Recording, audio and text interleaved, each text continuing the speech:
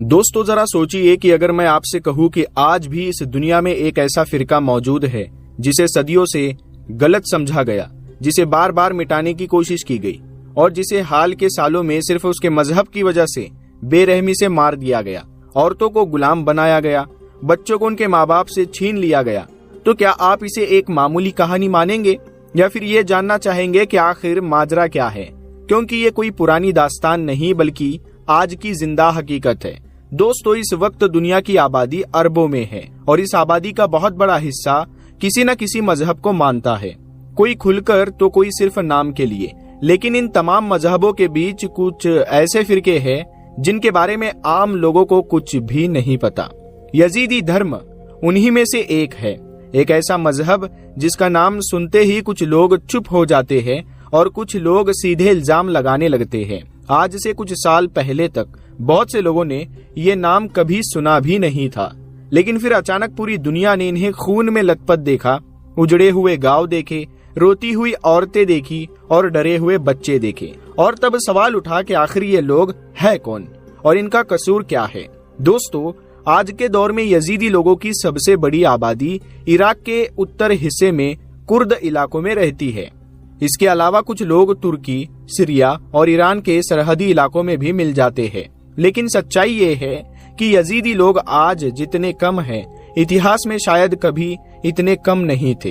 इनकी आबादी पिछले कई सौ सालों से लगातार घटती चली आ रही है, इतनी तेजी से कि एक वक्त ऐसा भी था जब दुनिया इन्हें लगभग भूल ही चुकी थी। फिर हालात अचानक बदले जब आईएस नाम के आतंकी गिरोह ने इराक और आसपास के इलाकों में तबाही मचाई, और सबसे पहले जिन लोगों को निशाना बनाया गया वो यजीदी थे। ये हमला जमीन या दौलत के लिए नहीं था, बल्कि सीधे उनके मजहब की वजह से था। खुलेआम कहा गया कि ये लोग काफिर है, ये शैतान की इबादत करते हैं और इनकी नस्ल को खत्म करना जरूरी है। हजारों लोग मारे गए, औरतों को जबरन कैद किया गया और बच्चों को उनके घरों से अलग कर दिया गया। और तब पूरी दुनिया ने पहली बार गंभीरता से ये सवाल किया कि आखिर यजीदी धर्म है क्या। दोस्तों, अगर आप इस मजहब को ध्यान से देखेंगे तो आपको महसूस होगा कि ये किसी एक मजहब जैसा नहीं लगता।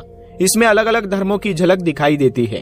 कुछ बातें इस्लाम से मिलती है, कुछ ईसाई सोच से, और कुछ रिवायतें ऐसी है जो हिंदू धर्म से मिलती जुलती लगती है।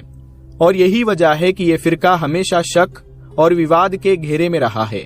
लेकिन इन पर सबसे बड़ा इल्जाम यही लगाया गया कि ये लोग शैतान की इबादत करते हैं। अब ये इल्जाम यूं ही नहीं लगाया गया, बल्कि इसके पीछे इनके विश्वास और मान्यताओं की यानी अकीदों की एक पूरी कहानी है। लेकिन उससे पहले एक बहुत बड़ी गलतफहमी को समझना जरूरी है। बहुत से लोग सिर्फ नाम की वजह से ये मान लेते हैं कि यजीदी धर्म का ताल्लुक यजीद बिन मुआविया से है, वही यजीद जिसके दौर में करबला का दर्दनाक वाकिया हुआ और नबी सल्लल्लाहु अलैहि वसल्लम के नवासे हजरत इमाम हुसैन शहीद हुए। कुछ लोग ये दावा करते हैं कि जब बनी उमैया की हुकूमत खत्म हुई और बनी अब्बास हुकूमत में आए तो यजीद की नस्ल से जुड़े लोगों पर सख्तियां बढ़ा दी गई। उनके लिए वहां रहना मुश्किल कर दिया गया, जिसकी वजह से वो लोग उस इलाके को छोड़कर कुर्द इलाकों में आकर बस गए और वक्त के साथ उनके मजहब में बदलाव होता चला गया। लेकिन यहाँ साफ कहना जरूरी है कि इस बात का कोई पक्का ऐतिहासिक सबूत मौजूद नहीं है और ज्यादातर इतिहासकार इस दावे को नहीं मानते। इसे सिर्फ एक अटकल कहा जाता है। अब अगर हम खुद यजीदी लोगों की मान्यता देखें तो उनके मुताबिक उनका मजहब दुनिया का सबसे पुराना मजहब है। उनका कहना है कि उनकी आस्था 6000 साल से भी ज्यादा पुरानी है। उनके हिसाब से जिस खुदा को वो मानते हैं उसका नाम यजदा है। उसी यजदा ने इस पूरी कायनात को बनाया और इस दुनिया को चलाने के लिए 7 फरिश्तों को पैदा किया। इन 7 फरिश्तों में से जो सबसे बड़ा और ताकतवर है उसका नाम मलिक ताउस है, और यही से इस कहानी का सबसे नाजुक और विवादित हिस्सा शुरू होता है, क्योंकि मलिक ताउस से जुड़ी जो बातें यजीदी लोग बताते हैं वही बातें दूसरे मजहबों में शैतान या इबलीस से जोड़कर देखी जाती है। और यही वजह है कि सदियों से ये फिरका नफरत, डर और गलत फहमी का शिकार बनता आया है, और इसी सोच ने बार बार इनके खिलाफ हिंसा को जन्म दिया है। और यही सोच आगे चलकर पूरी दुनिया को ये सोचने पर मजबूर करती है कि क्या सच में ये लोग शैतान के पुजारी है या फिर ये सिर्फ एक ऐसी कहानी है जिसे बिना समझे सच मान लिया गया। अब इसी मलिक ताऊस को लेकर यजीदी लोगों की मान्यता सबसे ज्यादा विवाद पैदा करती है। उनके मुताबिक मलिक ताऊस सिर्फ एक फरिश्ता नहीं बल्कि यजदा के बाद सबसे बड़ी ताकत है और उसी को दुनिया के तमाम मामलों की जिम्मेदारी दी गई है। यजीदी ये मानते हैं कि एक वक्त ऐसा आया जब मलिक ताऊस अपनी ताकत पर घमंड करने लगा और उसने खुदा यजदा के हुक्म के सामने सिर झुकाने से इनकार कर दिया। इसके बाद यजदा ने उसे सजा दी और आग में डाल दिया। यजीदी रिवायतों में कहा जाता है कि मलिक ताऊस 4 साल तक आग में जलता रहा और रोता रहा।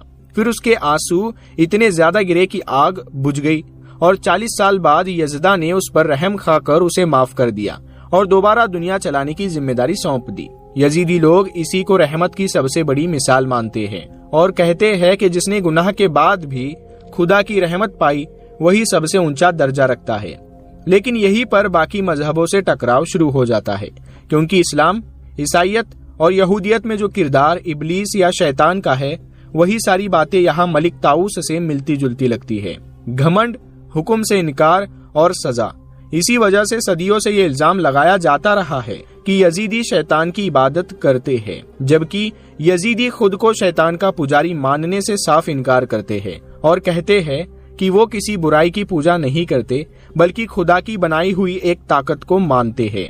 अब यजीदी समाज की बनावट की बात करें तो इनके नियम बेहद सख्त है। ये लोग अपने मजहब से बाहर शादी नहीं करते और अगर कोई यजीदी किसी दूसरे मजहब में शादी कर ले तो उसे हमेशा के लिए अपने फिरके से बाहर कर दिया जाता है। उनके मुताबिक इससे बड़ी सजा कोई नहीं, क्योंकि मजहब से बाहर होने का मतलब रूह का नापाक हो जाना है। इसी वजह से यजीदी समाज अंदर से बंद और सीमित रह गया। अब इनकी सबसे मुकद्दस जगह की बात करें तो इराक के उत्तर हिस्से में लालिश नाम की एक पहाड़ी जगह मौजूद है जिसे यजीदी लोग अपनी सबसे पाक जगह मानते हैं। यही शेख अदी बिन मुसाफिर की मजार है, जिन्हें यजीदी मलिक ताऊस का अवतार मानते हैं। हर यजीदी की ख्वाहिश होती है कि वो जिंदगी में कम से कम एक बार लालिश जरूर जाए। इतिहास में एक वक्त ऐसा भी आया जब 14वीं और 15वीं सदी के दौरान यजीदी लोगों ने कुर्द इलाकों में राजनीतिक ताकत हासिल कर ली थी और कुछ इलाकों पर उनका असर बढ़ गया था, लेकिन उनके चारों तरफ मुस्लिम सल्तनतें मौजूद थी और मलिक ताऊस को लेकर फैली सोच की वजह से टकराव लगातार बढ़ता गया।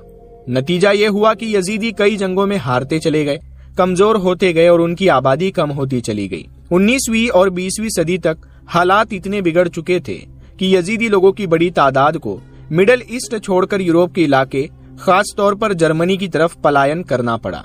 आज भी वहाँ यजीदी लोग अपनी अलग अलग पहचान और नियमों के साथ जिंदगी गुजार रहे हैं। अब अगर इनकी कुल आबादी की बात करें तो सही तादाद बताना मुश्किल है, क्योंकि ये लोग अलग अलग देशों में बिखरे हुए हैं। फिर भी अंदाजा लगाया जाता है कि इनकी आबादी को 2 लाख से लेकर 10 लाख के करीब समझा जाता है। ज्यादातर यजीदी नस्ल के तौर पर कुर्द है और कुर्दी जबान बोलते हैं। दोस्तों, अब यहाँ एक कड़वा सच समझना जरूरी है। यजीदी धर्म को जितना उसके लोगों ने समझा उतना शायद दुनिया ने कभी समझने की कोशिश नहीं की, और जितना इसे गलत समझा गया उतना शायद किसी और फिरके को नहीं। IS के हमलों ने इसे नफरत को नई शक्ल दे दी और एक बार फिर साबित हो गया कि जब किसी मजहब को बिना समझे शैतान से जोड़ दिया जाता है तो उसका अंजाम सिर्फ खून, दर्द और बर्बादी होता है। ये वीडियो यजीदी धर्म को सही या गलत साबित करने के लिए नहीं है, बल्कि ये समझाने के लिए है कि अज्ञानता और नफरत मिलकर कैसे इंसानियत को कुचल देती है। और आखिर में यही सवाल हमारे सामने खड़ा रहता है कि क्या किसी भी फिरके, किसी भी धर्म, किसी भी मजहब को सिर्फ उसकी मान्यताओं की वजह से खत्म कर देना इंसाफ है या फिर सच जानना हमारी जिम्मेदारी है। दोस्तों, अगर ये जानकारी आपको सोचने पर मजबूर करे तो समझ लीजिए कि वीडियो का मकसद पूरा हुआ। इसे आगे पहुंचाइए ताकि बातें नफरत से नहीं बल्कि समझ से आगे बढ़े।